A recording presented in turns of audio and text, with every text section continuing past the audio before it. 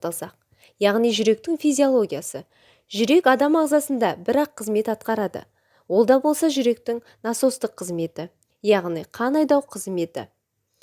Адам ағзасында екі түрлі қан айналым шеңбері бар. Үлкен және де кіші қан айналым шеңберлері. Үлкен қан айналым шеңбері жүректің сол жақ қарыншасынан басталып, оң жақ қарыншасынан аяқталған қан айналым шеңбері болып табылады.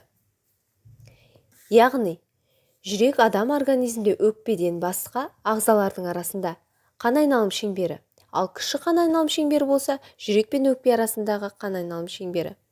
Ал біздің кіші қан айналым шеңберіне бастасақ, кіші қан айналым шеңбері оң жақ қарыншадан басталып, яғни оң жақ жүрекшеден веналық қанға келіп құяды. Яғни көмір қышқыл газына тойынған қан оң жақ қарыншадан өкпеге, венаға құйылады. Одан соң бізде көмір қышқыл газына тойынған қан өкпе аллелополаларына барып, ол жерде аксимиляциялық процесінен өтіп, көмір қышқыл газының аллелополаларына беріп, аллелополадан кислород алып, ол өкпе артериясы арқылы жүректің сол жақ қарыншадан біздің үлкен қан айналым шеңбері басталады.